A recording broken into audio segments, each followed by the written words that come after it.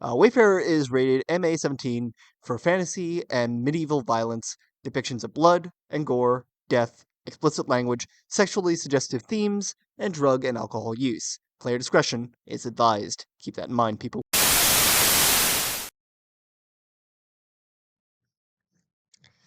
You clutch the hilt of your dagger, your thoughts spinning. An idea is forming in your mind.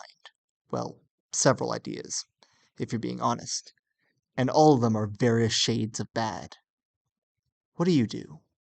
Help Cendric attack the monster? Use yourself to distract the monster?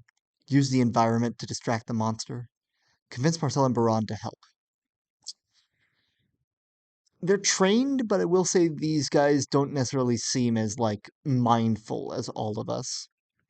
Um, I don't know how good we are at fighting, so I think this might be a good idea.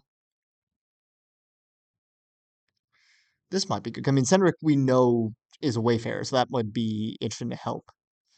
This I don't know, because we might just end up getting it. Actually, with both these options, we might just end up getting in his way more than we might be doing anything else. So, I think we're going to go with this one. Gain 1 perception. Your heart hammers in your chest. Fear creeps up your spine, rooting you in place.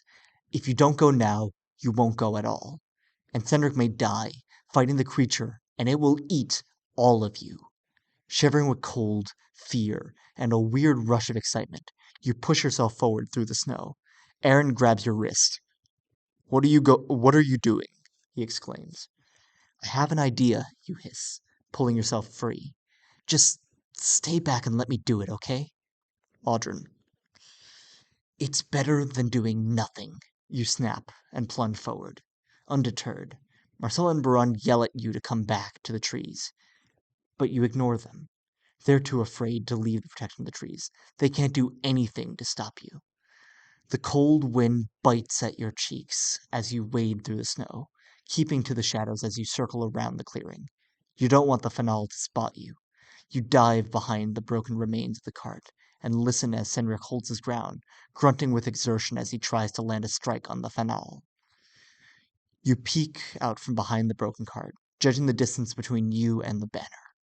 If you keep low and stick to the edge of the clearing, you'll be able to make it unnoticed.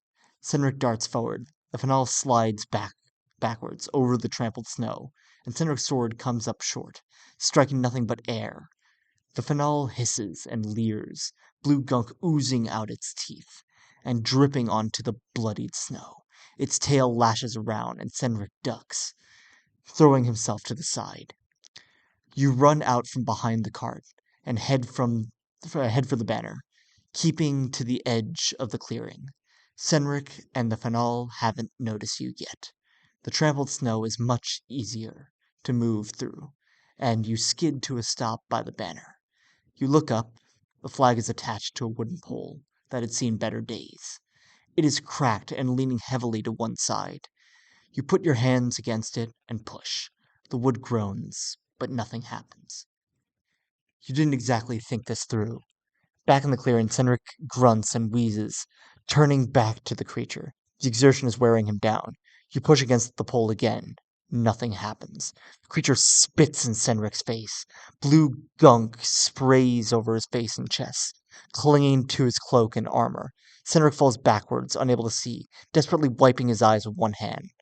The Fanal lowers itself to the ground, preparing to pounce. A small figure barrels out of the darkness and slams against the pole. Aaron. Come on, he yells. You put your hands on the pole. 1, 2, 3! You push together with all your might.